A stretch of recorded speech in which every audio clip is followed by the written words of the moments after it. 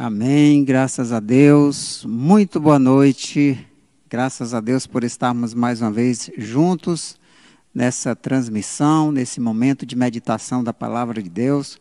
Hoje trazendo uma palavra poderosa, abençoadora da parte de Deus, por meio do pastor Daniel Barcelos, que é quem vai estar ministrando aos nossos corações nesta noite. Eu dou graças a Deus pela vida do pastor Barcelos, que tem nos abençoado com essa série de mensagens nas últimas quarta-feiras do mês. E eu peço a você que não perca nenhuma delas. Se você, por acaso, pulou alguma delas, estava viajando, não estava podendo acompanhar no dia em que foi transmitido, volte lá no YouTube, pesquise as nossas transmissões de quarta-feira e assistam essas mensagens que são abençoadoras para as nossas vidas. Nós estaremos agora fazendo essa abertura nesse momento, depois estaremos passando a palavra para o pastor Daniel Barcelos, e aí eu já gostaria de orar com você agora, aquela oração que a gente costuma fazer depois da mensagem, a gente já quer fazer agora, e você vai ficar somente com a mensagem até o final, amém? Pai bendito, eu te dou graças a ti, Paizinho, Pai amado, pela vida, Senhor Deus, pelo sustento, pela família, pelos irmãos, Senhor Deus, pela tua palavra que tem nos alcançado, pelo sustento, Senhor, a força, a graça que vem de ti, Senhor, pela consolação do teu Espírito Santo sobre as nossas vidas, ó Pai. E eu peço a Deus querido que tu permaneça conosco nesses momentos de luta, nesses momentos difíceis que temos enfrentado. Cada um irmão, cada irmã, Senhor Deus, conhece a sua própria luta, passa por sua própria luta, mas tu, Senhor Deus, conhece cada coração e cada necessidade, Senhor Deus, e pedimos, ó Deus amado, que em meio a esse caos que estamos vivendo, em meio a essas lutas que estamos passando, tu seja, Senhor, o nosso baluarte, tu seja a nossa força, tu venha, Senhor Deus, nos trazer a firmeza de que tanto precisamos, e que nos lembremos, ó Senhor Deus, de estar sempre olhando, Senhor, para a tua palavra, olhando, ó Pai, a tudo que tu espera de nós, tudo que a tua palavra nos ensina, como esta palavra de hoje, para que possamos reviver, para que possamos relembrar e retornar aos marcos antigos e experimentar a vida nova em ti a cada dia, porque a tua palavra é nova continuamente. Assim, Pai, usa poderosamente o pastor Daniel Barcelos para edificar os nossos corações nesta noite. Em nome de Jesus nós pedimos e agradecemos. Amém. Amém, queridos. Fiquem então com o pastor Daniel Barcelos, que seja edificado por esta palavra. Amém. Quero saudar a amada família Betel com a graça e a paz de nosso Senhor Jesus Cristo. Nessa ocasião, nessa oportunidade, eu gostaria de meditar com os irmãos sobre esse tema: revelações sobre Deus em uma oração. O que acontece é que quando nós oramos, nós falamos muita coisa sobre Deus, do que nós pensamos sobre Ele. É interessante lembrar que na igreja evangélica existe um pensamento, desde a época de Martinho Lutero, passando pelos irmãos Wesley, que aquilo que uma igreja pensa sobre Deus e como Ele se relaciona conosco, ou seja, a teologia de uma comunidade, de uma congregação, não é estabelecida a partir daquilo que o pastor prega. É estabelecido a partir daquilo que uma igreja canta. Aquilo que uma igreja canta é que estabelece, finalmente, aquilo que a comunidade vai manifestar sobre Deus e como Ele se relaciona conosco. Agora, e o que é que nós pensamos sobre Deus como indivíduos? Como pessoa, como crente individualmente? Isso se manifesta pelas orações. A maneira como nós nos referimos a Deus, o que nós falamos dele, expressa aquilo que nós pensamos sobre Deus. No Salmo 63, Davi expressa muitas coisas sobre Deus. Esse é um daqueles salmos que, na verdade, é uma oração. Ele era cantado, mas ele era uma oração. Existem salmos de vários tipos, como os irmãos sabem. E aqui nesse salmo, dos versículos 1 a 4, o salmista Davi, ele diz assim: ó Deus, tu és o meu Deus forte, eu te busco ansiosamente, a minha alma tem sede de ti, meu corpo te almeja como terra árida, exausta e sem água. Assim, Eu te contemplo no santuário para ver a tua força e a tua glória, porque a tua graça é melhor do que a vida. Os meus lábios te louvam. Assim, cumpre-me bendizer-te enquanto eu viver. Em teu nome levanto as mãos. E o salmo prossegue, e nós vamos meditar apenas sobre esses 4 primeiros versículos, por causa do tempo, mas ele prossegue falando várias coisas sobre Deus. Esse salmo ele foi escrito quando Davi se encontrava fugindo de Absalão, no deserto de Judá. A epígrafe do próprio salmo, estabelecida já séculos antes de Jesus, diz assim: Salmo de Davi, quando no deserto de Judá. Ou seja, ele estava no deserto de Judá quando compôs esse salmo e não em Jerusalém. O que é que Davi fazia no deserto de Judá? Quando é que foi isso? Davi esteve pelo menos 2 ocasiões no deserto de Judá, em momentos especiais. Uma vez foi quando ele fugia de Saul. Ele penetrou pelo deserto de Judá, que é uma área muito inóspita, muito difícil de se viver, muito complicada, é um deserto de verdade, não é apenas um semiárido nordestino. E Davi foi para lá para fugir de Saul. Saul não se atreveu a perseguir Davi pelo deserto. A segunda ocasião foi quando ele fugia de Absalão, que foi quando ele escreveu esse salmo. Note que no versículo 11 ele diz assim: o rei, porém, se alegra em Deus. Ou seja, ele está falando de si como rei. Então ele não é mais aquele fugitivo de Saul, que era o rei. Ele agora é um fugitivo de seu filho que tentava usurpar o trono. E ele aqui fala várias coisas sobre Deus. Os irmãos são lembrados da circunstância quando Absalão, depois de ter matado um de seus meio-irmãos, fugiu, passou anos fora, depois voltou, ficou isolado do pai, até que ele começou a conspirar para tirar o trono de Davi e fez uma guerra civil, tentando eliminar Davi a todo custo. Uma sanha sanguinária terrível.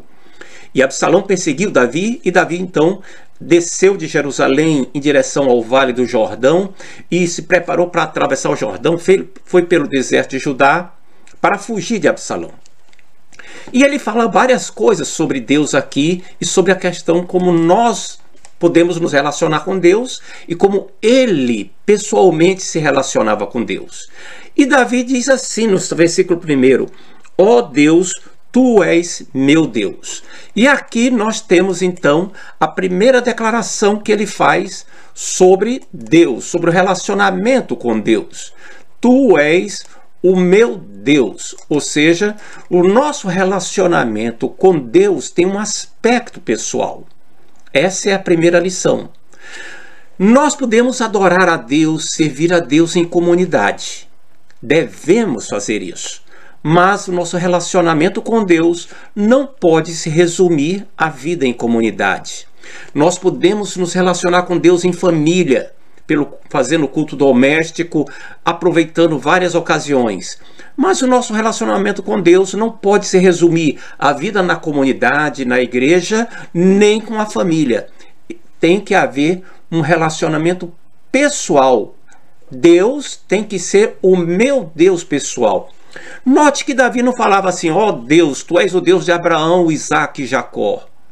Não, ele não dizia: tu és o Deus dos meus antepassados, o Deus dos meus pais. Não, tu és o meu Deus. Algum tempo atrás eu conversava com uma pessoa, e foi até por fazendo uma chamada por vídeo assim, e estávamos falando sobre algumas questões, e essa pessoa disse assim: não, eu sei, mas minha avó era uma pessoa que tinha muita fé, minha avó era crente de verdade. O meu primeiro impulso foi dizer: isso não interessa, interessa é o que você é. Nessa situação é a sua relação com Deus. Só que a gente não pode falar essas coisas, a gente tem que segurar, não é? No entanto, essa é a verdade. Diante de Deus, não adianta que se meu pai, meu avô era fiel, era crente. Não, eu tenho que ter a minha relação com Deus. E aqui a gente lembra do apóstolo Paulo, quando estava no naufrágio, ele estava sendo levado para Roma, está lá perto do final do livro de Atos. E aí o navio começou a enfrentar uma tempestade, todo mundo entrando em desespero, até desesperaram da vida, como diz a Bíblia, jogaram a carga do navio fora, madeirame. E lá para as tantas, Paulo chegou para a tripulação, falou lá, gritando para poder vencer o vento, aquele barulho da tempestade, e disse: olha, ninguém aqui vai morrer. O meu Deus, de quem eu sou e a quem sirvo, mandou o seu anjo ontem à noite. Note a ênfase na relação pessoal de Paulo com Deus. Aqui nós temos que parar e fazer uma pergunta para nós próprios. Como é minha relação com Deus? Ele é o meu Deus em quem eu confio, ou ele é apenas uma referência que alguém passou para mim? Essa é a primeira questão que nós temos que levantar aqui a partir do versículo 1. Mas existe uma segunda questão, ainda no versículo 1, é que a comunhão com Deus nos faz perceber o seu poder. A tradução da Almeida Revista Atualizada diz assim: ó Deus, tu és o meu Deus forte. Na verdade, algumas traduções tiram forte, não chegam a traduzir o forte, colocam só tu és o meu Deus. Mas no hebraico são duas palavras diferentes. Uma adjetivada, a segunda, falando que Deus é um Deus poderoso, forte, que tem poder. São nomes diferentes para designar o Deus forte. Como é que Davi sabia disso? Porque ele tinha experiência com Deus. Ele tinha uma comunhão pessoal com Deus. Isso fazia perceber quem Deus é. A intimidade com Deus, o relacionamento com Deus, nos aproxima dele, nos faz perceber quem Deus é. Nós sentimos isso em nossa alma. Nós sentimos isso em nosso espírito e podemos expressar com palavras, não apenas repetindo o que foi dito para nós, não apenas repetindo o que outras pessoas disseram, mas porque o próprio Espírito de Deus comunicou ao nosso espírito o poder, a majestade de Deus. Deus forte. Aliás, é interessante nós lembrarmos como essa expressão, tu és o meu Deus forte, né? Deus forte nos lembra alguma coisa que o profeta Isaías profetizou sobre o menino que ia nascer. Um menino nos nasceu e um filho se nos deu. O governo está sobre os seus ombros. O seu nome será Maravilhoso Conselheiro, Deus Forte, Pai da Eternidade, Príncipe da Paz. Esse Deus forte aqui, Davi não sabia, mas ele estava já aludindo ao menino que iria nascer, em quem seria colocado o nome de Jesus. Jesus é o nosso Deus forte. Glorificado seja o nome de Jesus. Ainda no versículo 1, nós podemos aprender mais alguma coisa. Ainda no versículo 1, nós aprendemos que Deus é a prioridade de cada dia. Diz assim o versículo 1: a minha alma, eu te busco ansiosamente. Eu te busco.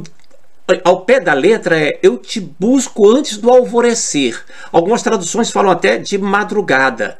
Outras colocam assim, de uma forma mais fácil de nós compreendermos. Eu te busco de todo o coração. A Revista Atualizada fala ansiosamente. São formas de tentar nos transmitir aquilo que o salmista dizia. E que para os seus contemporâneos era muito claro. Deus era uma prioridade na vida dele. Alguém que estava em primeiro lugar. Uma das primeiras coisas, das coisas mais importantes do dia para Davi era buscar a Deus. E eu não estou falando aqui de horário de orar, nem de ler a Bíblia. Eu não estou falando de hora de fazer a devocional. Eu estou falando de prioridade, daquilo que realmente é o primeiro lugar. Existem na nossa vida determinadas prioridades que nos são impostas. Nós não podemos escolher o horário de trabalhar, mas eu posso escolher o que é que vai ser importante naquilo que não me está sendo imposto. E isso é que é prioridade. Existe uma diferença entre prioridades e urgências. Prioridade é aquilo que é mais importante, e por ser mais importante, eu coloco em primeiro lugar. Urgência é uma prioridade temporária. É algo que acontece de repente, e aquilo porque é importante demais passa a ter o primeiro lugar. Por exemplo, em uma igreja, quando nós estamos assistindo o culto, a prioridade é a palavra de Deus. É eu prestar atenção à palavra de Deus. Agora, você está lá assistindo a palavra de Deus. De repente, uma criança que está correndo cai e você percebe que ela se machucou gravemente. Ninguém vai interromper o culto porque a prioridade é a palavra de Deus? Não. A prioridade agora passa a ser o atendimento à criança que se machucou. Ou seja, é uma urgência. Mas a urgência é momentânea. Uma vez socorrida a criança, o culto pode voltar ao normal, e às vezes, muitas vezes acontece, se interrompe durante alguns minutos e as coisas voltam ao normal. O que problema é que na nossa vida existem muitas prioridades falsas ou falsas urgências, que aquilo nos é colocado como se fosse a coisa mais importante. Davi tinha uma noção muito clara do que era mais importante.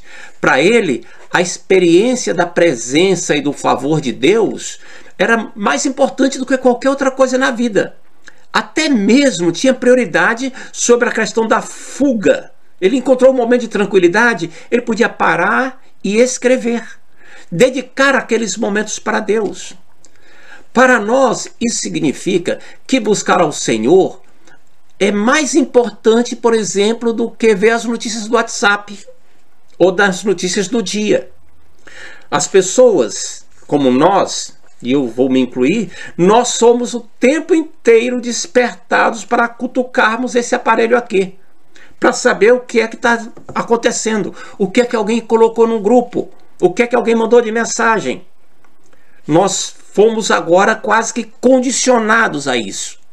Isso é uma falsa urgência, não é prioridade. É algo que nós temos que controlar para termos tempo dedicado à pessoa do Senhor, para desenvolvermos comunhão com Ele. Uma prioridade verdadeira.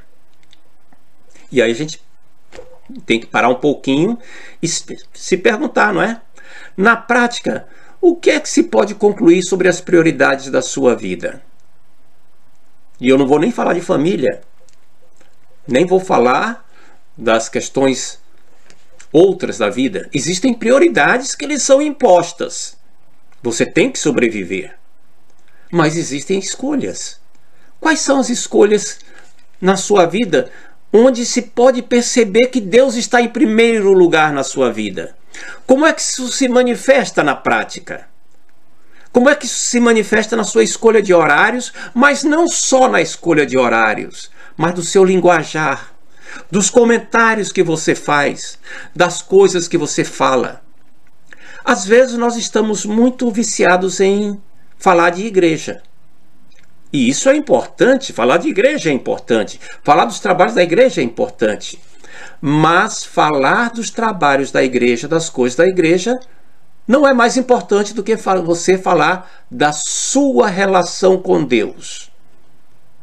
Eu não estou falando no caso dos pastores, que têm como trabalho, como função, tratar desses assuntos. Eu estou falando aqui das questões como nós nos relacionamos no dia a dia. O que é que nós damos mais importância? Programas de televisão, shows, filmes, diversões. Como é que o seu relacionamento com Deus se mostra como prioridade na sua vida? Quando acaba um dia que alguém se recorda que esteve com você, o que é que ficou dessa experiência? É algo a se pensar, não é? Muito bem, vamos adiante. Ainda no versículo 1, o salmista fala agora que existe uma sede dentro do ser humano que só Deus pode mitigar, só Deus pode aliviar. A minha alma tem sede de ti, o meu corpo te almeja. Ele está falando de uma sede aqui. minha alma tem sede de ti. Que sede é essa? É sede de Deus. Note que ele usa diferentes termos para falar de si próprio. Ele diz, eu, a minha alma, meu corpo. São diferentes termos para se referir ao ser humano por inteiro. Nosso ser tem sede de Deus. E ele fala assim, numa expressão muito forte, né? Numa terra árida, exausta, sem água. Às vezes o Planalto Central, as regiões aí ao redor das cidades, né? Parece muito seco. Eu sou cearense e eu lhe garanto que o semiárido nordestino é bem mais seco. Agora, o semiárido nordestino não se compara nem de longe com o deserto de Judá. O deserto de Judá é um dos lugares mais secos do mundo. É realmente terrível. Tem regiões lá em que chove 20 milímetros por ano. E lembre que na semana passada, em Petrópolis, numa única chuva, caiu mais do que 250 milímetros. Ou seja, em um ano inteiro, lá no deserto de Judá, em um ano inteiro, o orvalho, a chuva, toda a água que cai do céu, não dá nem o 10º do que caiu em uma única chuvarada lá em Petrópolis. E às vezes dá pancada de chuva em Brasília também, esse ano já houve várias. Lá é seco. Qualquer coisa que caia no chão, a água é absorvida. Quando a gente desembarca dos ônibus que tem ar-condicionado, quando você desembarca, a garganta resseca. Você tem que engolir saliva várias vezes e ficar bebendo água, porque fica muito seco. Davi usou essa imagem para expressar a sede que a alma dele sentia da presença de Deus. O ser humano tem sede de Deus. Existe dentro do ser humano um vazio imenso, tão grande que só Deus pode preencher. E Deus preenche. A Bíblia diz que de tudo Deus fez formoso no seu devido tempo e pôs a eternidade dentro do coração do homem. O sentimento de eternidade. Ora, a eternidade é infinita. Nós temos sede disso. Não tem como as coisas desse mundo satisfazerem. Seja prazer, diversão, seja lá o que for. Aquilo é sede de Deus. Não adianta tentar preencher de outra maneira. E como é que se faz para Deus nos encher dessa maneira? Jesus é a resposta. Jesus, Ele é a água da vida. Ele falou para a mulher samaritana, olha, se você conhecesse quem está falando com você, você pediria e ele lhe daria água viva. Uma água que brota de dentro e a pessoa não torna a ter sede daquela maneira, daquela espécie. Jesus falou também em outra ocasião, lá na festa dos tabernáculos, se alguém crê em mim, como dizem as escrituras, do seu interior fluirão rios de água viva. Jesus é a resposta para a sede humana. Lá no final da Bíblia, no livro de Apocalipse, lá no capítulo 21, versículo 6, ele diz assim, eu sou o alfa e o ômega, o princípio e o fim. A quem tiver sede, de graça lhe darei da fonte da água da vida. Sabe, é inútil tentar substituir Jesus. Só Jesus preenche a nossa sede de Deus. Só Jesus nos enche dele mesmo. Apocalipse 22, 17 diz, o Espírito e a noiva dizem, vem. Aquele que ouve, diga, vem. Aquele que tem sede, venha. E quem quiser, receba de graça a água da vida. Jesus é essa água da vida, que mata a sede que o ser humano tem de Deus, que faz com que nós sejamos felizes, não apenas exteriormente, mas por dentro. Eu, a minha alma, o meu corpo, o nosso ser inteiro se alegra em Deus. Aquele compositor do período barroco tardio, não é? Bach, Johann Sebastian Bach, ele compôs uma cantata muito famosa, a cantata 147, chamada Jesus, Alegria dos Homens. O texto da cantata diz assim, é Jesus minha alegria, meu prazer, consolo e paz. Ele as dores alivia e minha alma satisfaz. É Jesus, meu sol fulgente, meu tesouro permanente. Eu por isso seguirei e jamais o deixarei. Isso é perceber Deus matando a nossa sede. Deus nos enchendo de si mesmo. Glorificado seja o nome do Senhor Jesus Cristo.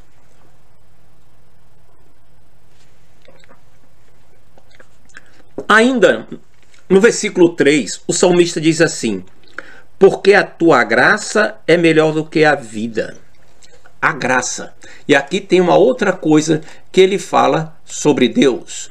Ele fala que Deus concede graça. O que é graça? Algumas traduções colocam isso aqui tentando nos fazer perceber o que é graça. Algumas traduções falam a tua benignidade, outras dizem o teu amor, outras dizem assim, o teu amor fiel, outras falam em teu generoso amor. Ou seja, não tem como expressar isso numa palavra só em português. É algo grandioso demais. Nós às vezes nos acostumamos com a noção de que graça é favor imerecido. Mas é mais do que isso. Graça é muito mais do que favor imerecido. Graça é, por exemplo, Deus manifestar a sua misericórdia, o seu amor e a sua dádiva para quem merecia punição. Merecia punição e agora recebe uma bênção. Isso é graça. É muito mais do que a gente pode expressar. A graça de Deus é que fez com que ele enviasse seu filho para morrer por nós. A graça de Deus é que fez com que Davi chegasse ao trono. E é muito interessante porque uma vez Davi colocou no seu coração construir uma casa para Deus. E Deus falou para ele: não, Davi, eu te tirei lá de trás do rebanho e te coloquei no trono. Você vai querer construir uma casa para mim? Eu é que vou edificar uma casa para você. E Deus usava aqui uma linguagem metafórica, se referindo à linhagem de Davi. E disse: olha só, e essa linhagem jamais terá fim. E por fim ela vai reinar para sempre. Davi ficou atordoado. Peraí, eu estava atrás do rebanho, que cheguei no trono, quis construir uma casa para Deus, e agora ele diz que vai fazer uma linhagem para mim que nunca vai ter fim, que vai reinar para sempre. Deus prometeu isso a Davi.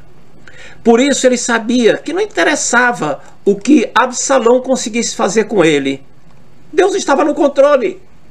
E o reinado iria prosseguir de acordo com aquilo que Deus havia prometido. Deus é fiel. Deus é maravilhoso. Deus é gracioso. Deus nos concedeu Jesus Cristo.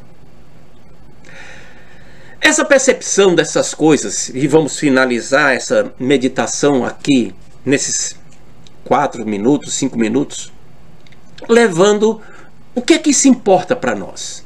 A que é que isso nos leva? Essas percepções de quem Deus é, nos levam em 2 direções, pelo menos, e eu quero abordar só essas 2 aqui. Primeiro, elas geram em nós um impulso para louvar a Deus. Veja o que ele diz no versículo 3. Os meus lábios te louvam. Depois ele diz no versículo 4. Assim cumpre-me bem dizer-te enquanto eu viver. Ou seja, ele percebeu quem Deus é. Isso gerava nele uma alegria cada vez maior. Ele prossegue no versículo 5, dizendo assim: com júbilo nos lábios a minha alma te louva. Eu vou louvar alegremente. No versículo 6, ele vai e diz que até no leito ele se lembra disso enquanto medita. Ou seja, a percepção de quem Deus é gera em nós, por causa da intimidade com ele, um impulso para o louvar. Ele diz que levanta as mãos. Sabe, às vezes é complicado a gente louvar. Às vezes as pessoas, ou então a gente louvar em comunidade, a gente fica olhando para determinadas pessoas que estão ali balançando a cabeça, outras mostrando um verdadeiro desânimo, não estão sentindo nada. E não é a questão, não é sentir ou não sentir, é se o impulso para louvar existe ou não. Isso não precisa se prender ao culto, a dentro da igreja. Isso pode se prender não precisa se prender a uma reunião de oração. Isso é em qualquer momento da vida, em qualquer situação que você esteja vivendo. Você está lendo um livro, encontra alguma coisa bonita, você louva a Deus. Você está conversando com alguém e percebe alguma coisa e diz assim, olha que maravilha, grande é o Senhor, glorificado seja o Senhor. Esse impulso vem quando você percebe quem é Deus. O impulso para o louvar.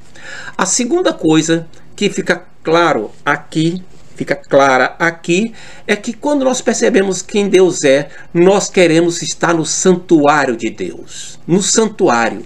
Davi, ele dizia lá no versículo 2, a melhor tradução é a da NVI, diz assim, quero contemplar-te no santuário e avistar o teu poder e a tua glória. Ou seja, ele tinha ansiedade de estar no lugar onde se manifestasse o poder e a glória de Deus. E é incrível, porque Davi jamais entrou no Santo dos Santos. Ele não podia entrar lá. Ele só ficava imaginando o que é que poderia estar acontecendo lá dentro. Mas nós entramos no Santo dos Santos espiritualmente. Nós podemos chegar à presença de Deus. Será que nós temos essa expectativa como cristão? Será que como crente, você tem essa vontade também? Qual é a sua expectativa? A Bíblia diz que nós vamos chegar não a um santuário feito por mãos, porém no mesmo céu, diante de Deus, está lá no livro de Hebreus. Apocalipse diz assim, que nós estaremos diante do trono do Senhor, estaremos dentro do tabernáculo de Deus com os homens. E diz assim, Deus habitará com eles, eles serão seus povos de Deus, e Deus estará com eles. Meu querido irmão, minha querida irmã, você tem essa expectativa? Como é que se sabe quem Deus é a partir de suas orações? Como é que você manifesta Ele, o soberano, aquele que merece todas os louvores e adoração por aquilo que Ele fez e é? Ou um menino de recados? Ou alguém que é apenas como uma caixa onde você coloca a moeda e sai um benefício? Alguém como se fosse assim uma máquina de atender pedidos. Eu suborno a Deus com um pedido, com um louvor, e Ele faz o que eu quero. Quem é Deus para você? Como isso se manifesta nas suas orações? Que Deus lhe abençoe para que você tenha uma vida plena, recheada de graça, da presença de Deus, manifestando quem Deus é na sua vida verdadeiramente. Em nome de Jesus. Amém.